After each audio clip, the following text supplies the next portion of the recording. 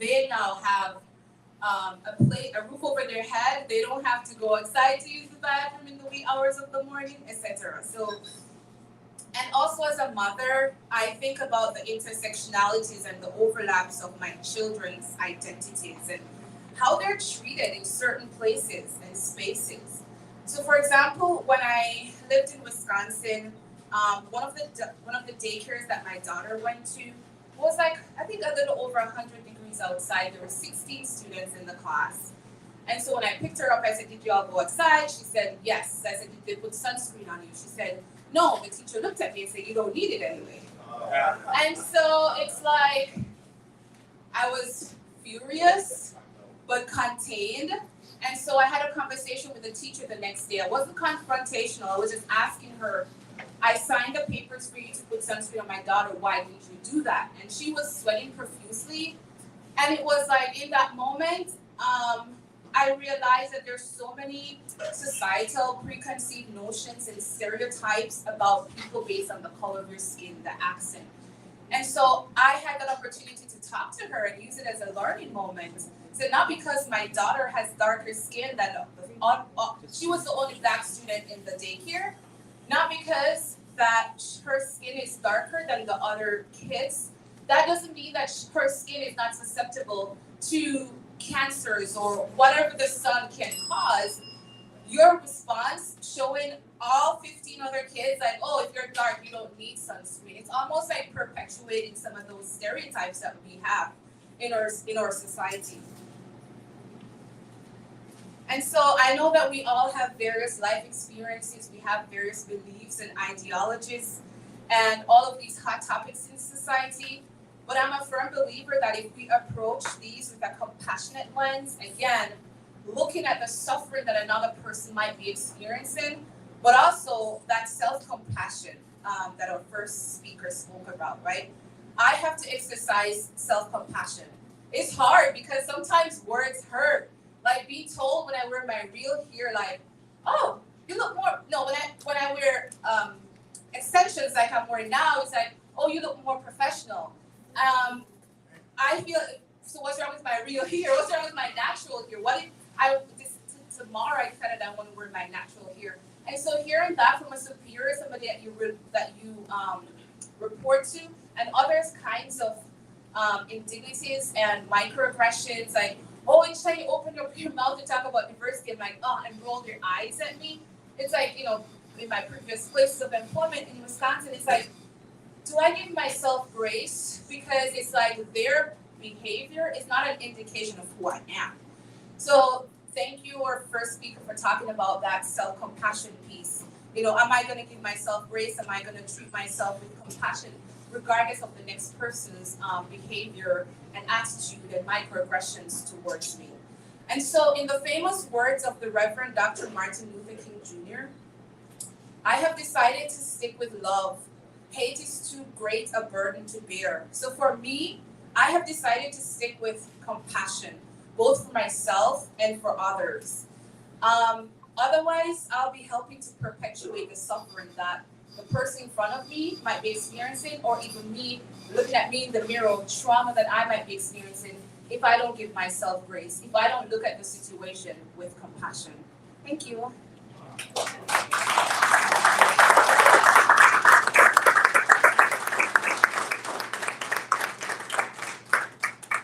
Wow, that was amazing. I want to say doctor, but you said don't call her that today. I understand how that is. So Janice, yes. All San Antonio sister from Jamaica, thank you so much for all that you have done. Give her one more round of applause.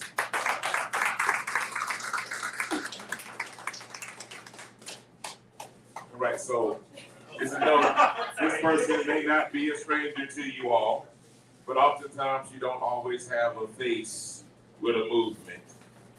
And so for the last few years, there's been a man behind a movement that we all share part of. His name is Dwayne Robinson.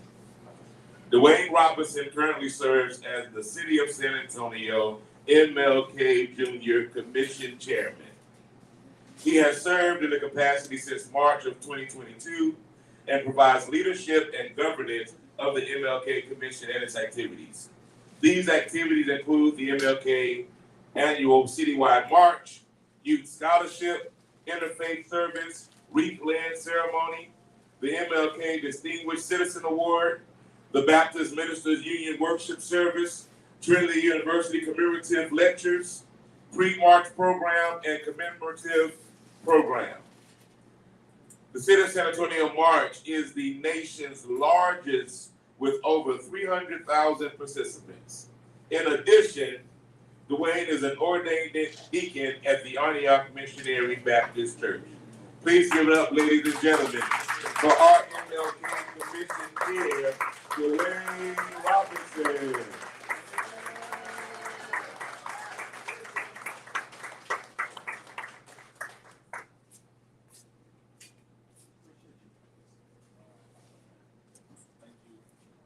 Good evening.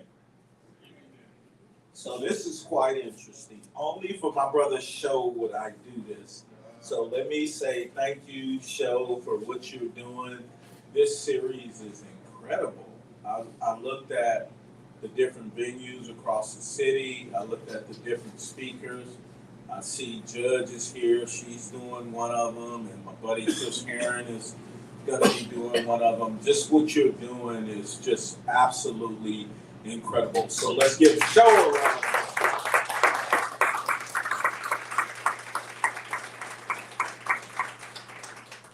And to Ricardo, well done. Well done, bro. Appreciate you. My sister, well done. Well done. So as was said, my name is Dwayne Robinson. I'm chair of the Martin Luther King Jr. Commission. I'm born and raised in San Antonio, and used to up and down these streets. So to the owners of this establishment, I want to say thank you for coming into this community and making this investment, because this is an area that had this investment for years and years and years. So thank you for coming over into this community.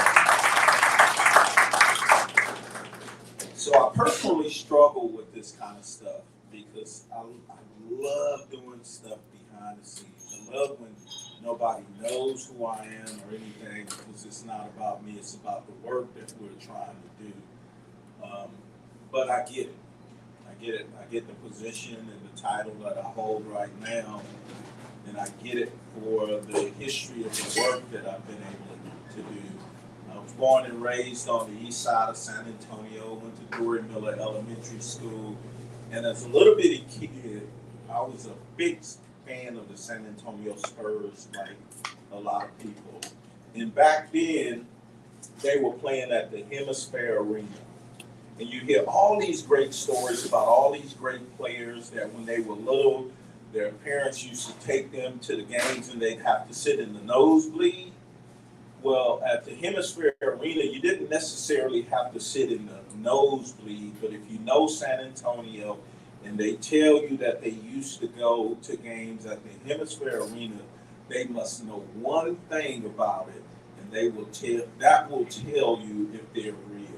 But so at the Hemisphere Arena, you used to have the obstructed view seats, because at the Hemisphere Arena, I'm not in the construction world, but the pillars that hold up the roof, instead of being on the outside, were on the inside. I see Daryl shaking his head. He knows he's from here. And so when we used to sneak into games, we could sit, you could get a seat right behind one of them pillars, and you're doing this the whole time, trying to look at the game. But so that's who I am. And I remember growing up and being a big fan, and somewhere along the line, I got this idea that I wanted to be a consultant, primarily political consultant, but I wanted to be a consultant and stuff. So in 1999, the Spurs won their first championship. Yep. And I got the opportunity to be a consultant to the Spurs. And here I am, little snotty-nosed kid from the east side of San Antonio, no fancy degree, none of that stuff. And they hired me to help them build what is now the Frost Bank Center. And I'll never forget, we were in the Alamo Dome. We were meeting to start discussing this plan, how we were going to go out and convince the community to vote, to tax themselves to build a new arena for the Spurs. So we're sitting in this office in the Alamo Dome, and we're discussing strategies. So my good friend Leo Gomez, who brought me on, says, we're going to develop this strategy citywide. And they were like, Dwayne, if you're doing something on the east side and you need David Robinson there or Sean Elliott there, just call us and we will have them show up. So I'm sitting in that show and my eyes are flickering and I'm saying, I'm going to get to know the players. I'm going to get to hang out with these players. I'm going to live a dream and get to know these guys. And I thank God for common sense because before I left that meeting, I simply said to myself, they're not hiring me to get to know these players. They're hiring me to win this campaign. And fortunately, for that particular campaign, the rest is history. Obviously, it passed.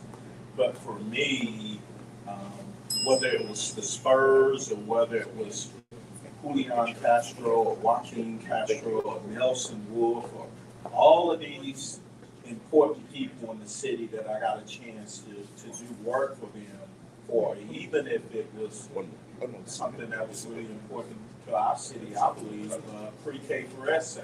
When we passed that the first time, I was a consultant on that campaign. So it was always about the work, and it was never about me. So, like I said, that was 1999 when I got the first big contract with the Spurs. And you fast forward, I become chair of the ML King Commission last year. And in the second year, this year, we brought on a few new faces. And 3 of them in particular were younger African-American folks. And I said, hey, do you know who I am? Have you ever heard of Dwayne Robinson? And each of them said no. They were like, I'm sorry, I don't know who you are. And I took that as the biggest compliment they could give me. Because it wasn't that you were supposed to know who I was. You were supposed to know the issues and the things that I was doing to try to move the community forward. So I guess I can say all that to describe me.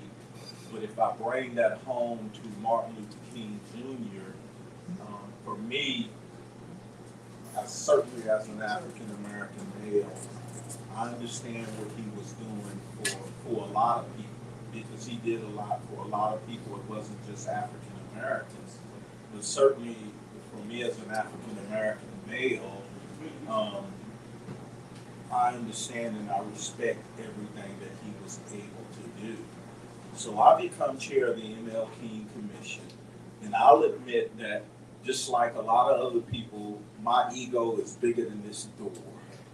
And by that, I simply mean, despite wanting to be in the background, or desiring to be in the background, when I'm done with something, I want to be able to turn around and see that I left something, that I made a difference and stuff. So when I became chair of the ML King Commission, the first thing I did was I bought 3 books on Martin Luther King Jr. to read, because I could not dishonor this man and his memory and have someone stick a mic in front of me and I speak unintelligently about King.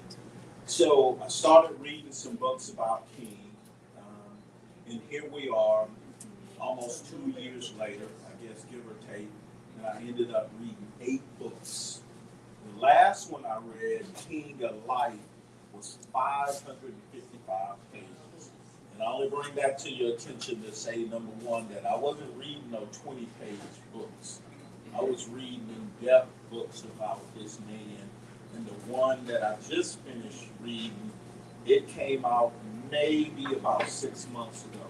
So that tells you also about the work that this man was doing. It was so important that we still have books coming out probably yearly about Martin Luther King Jr.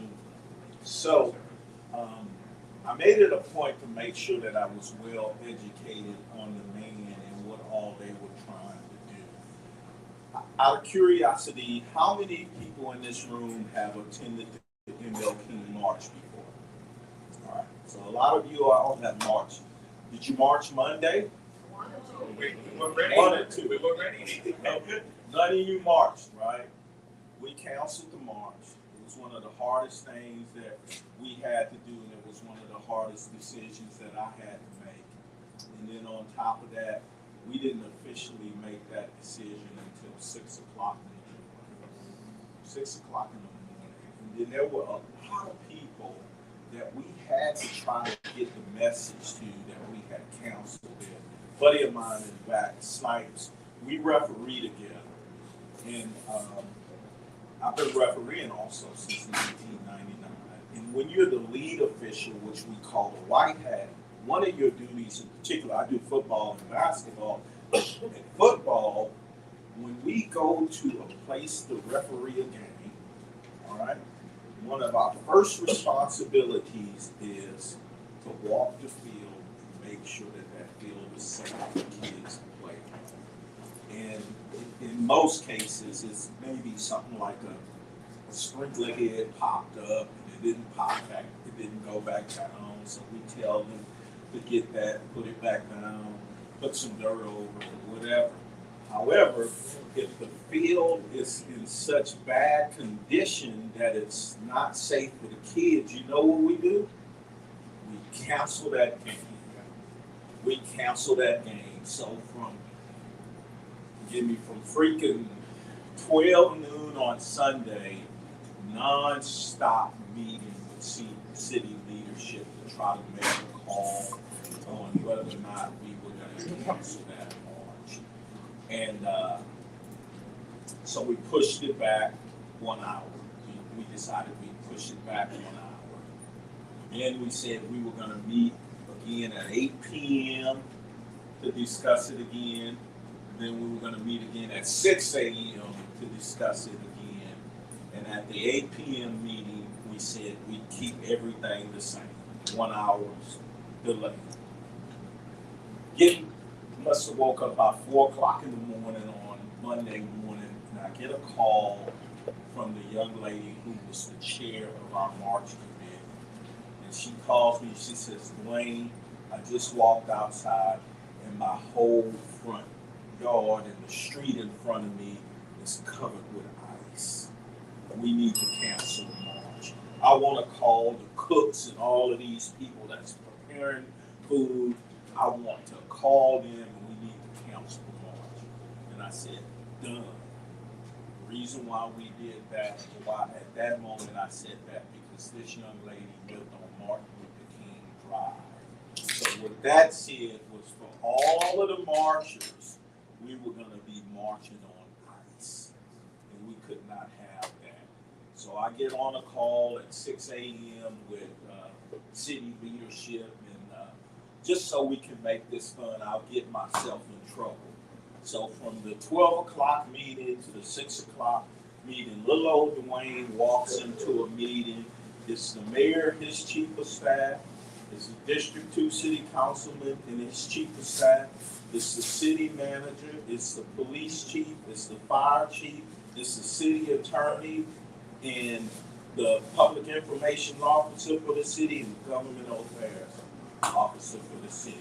And I get in there, and I would say, honestly, they all looking at me, and I won't use the word that I use with my friends. They're all looking at me like, Dwayne, what are we going to do? And so it was on me. But so you fast forward to the 6 a.m., and I decided that what we needed to do was cancel it. And then the leadership wanted to have a conversation in that moment about what we needed to do in terms of rescheduling the march. And I cut them off and I said, we're not going to discuss this now. It's 6 o'clock in the morning. We need to get the word out in the community so that no one drives over here and put themselves in harm's way trying to do the march. And this was tough. For the last 2 days, it's been tough personally. And so we complete the Zoom, and then I get up, I get dressed, and I go over to Martin Luther King Junior Academy where the march starts. And I did that because if it was a single person that didn't get the message that we canceled the march, and they showed up over there, they put themselves in harm's way to show up, I wanted them to look me in the eye and me be the one to tell them that we had canceled it. And so again, as I said to some of my friends, if they were upset, they didn't need to punch the TV. They could punch me in the jaw personally. Now, I don't know what I would have done if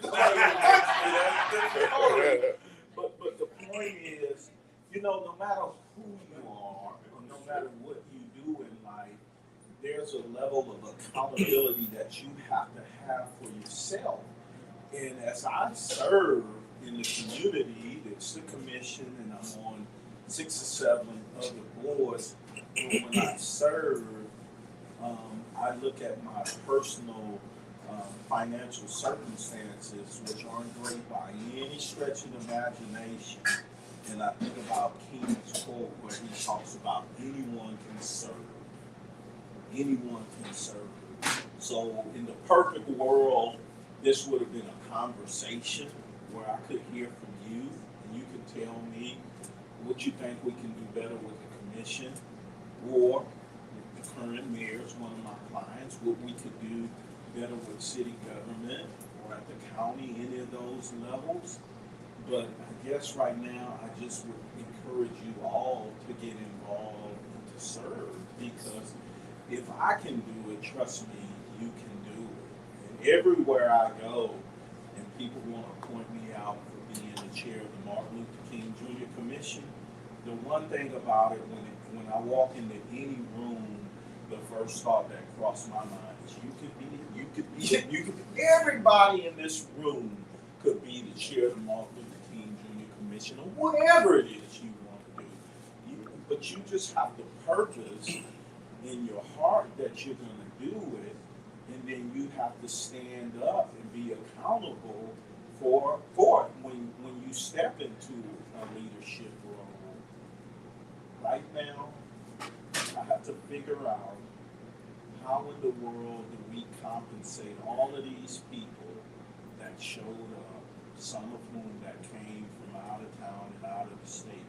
How do we compensate them for an event that we cancel and stuff? So if you don't know, when my introduction was given and we listed all of the activities, because we think of the commission and we just think of the march, but there are 8 different activities that are part of the commission, and each of those have someone that chairs it. And so I had the young lady yesterday, our secretary, send out an email to each of the commission members, and I said that if anyone has an issue or a question about being paid, give them my phone number. Move yourself from it. I'm the one who said it's canceled, so they need to call me. So at the end of the day, that's not boasting. What that is it's encouraging you that if you do get involved, stand up. Even when you're wrong, say you're wrong. When you're right, be humble about it, but just stand up and be accountable. That's just what we do not have right now in this country. We just have minimum. Go ahead and clap. We have minimal. We have minimal accountability. We see it from the highest of offices across the country. So I don't know if there's a question or two or anything else. I don't even know how long I've gone. I don't know what show wanted me to do. I don't know who you think I am. This is the best that it's going to get from me. But if there's any questions or anything that I said that you don't agree with or whatever, please, I'll be here. Come on over, say hello, and we'll take it from there. But thank you for just listening.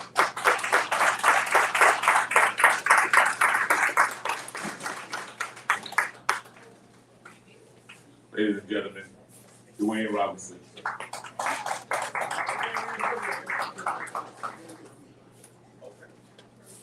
So real quickly, as all of the speakers come up for a great picture,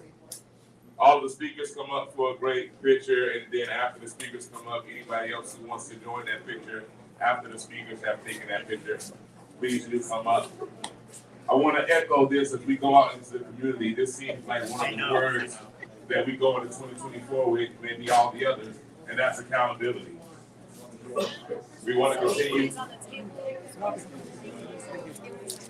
Great, because I just voted.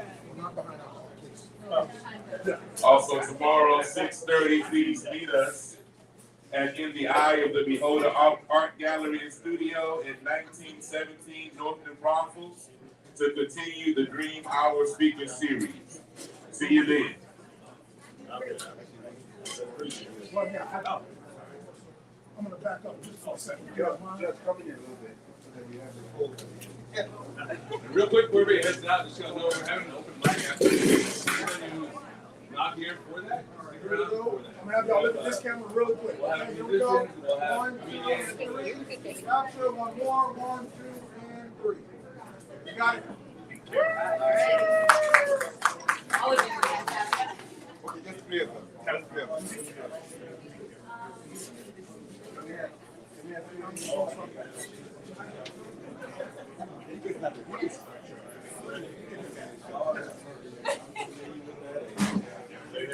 All right, here we go. I'm gonna have you look at this camera here. 1, 2, and 3. Good. 1, 2, and 3. Can we get everybody? Can we get everybody please? I think it would be a great moment to have everybody here. Is it possible that everybody here that wouldn't mind to come join the picture so we can have one big Everybody says it's important to be in the picture. Can I have one with the judge first? Sorry, I am not the boss. I'm just asking for something. Oh yes. Both of us. Okay. 20 seconds, guys. 20 seconds. The judge is going to be here. The judge is going to be here Monday. All right, here we go. Get your senses. Good. 1, 2, and 3. Got it. And one more. 1, 2, and 3. Got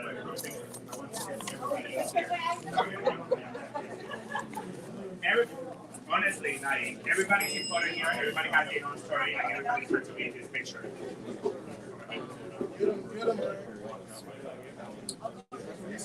Good work. Everybody is in. Everybody.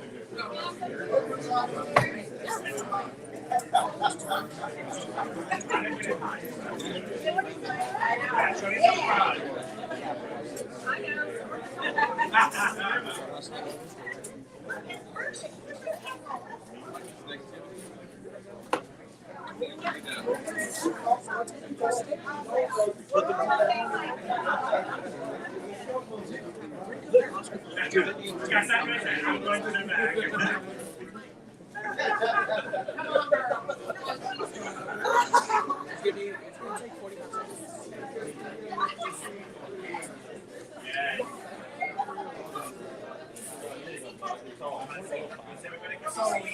Because of alcohol, that's the part. That's the part that kills me. That's the part. Good. All right, here we go. 1, 2, and 3. Good. One more. 1, 2, and 3. Gotcha.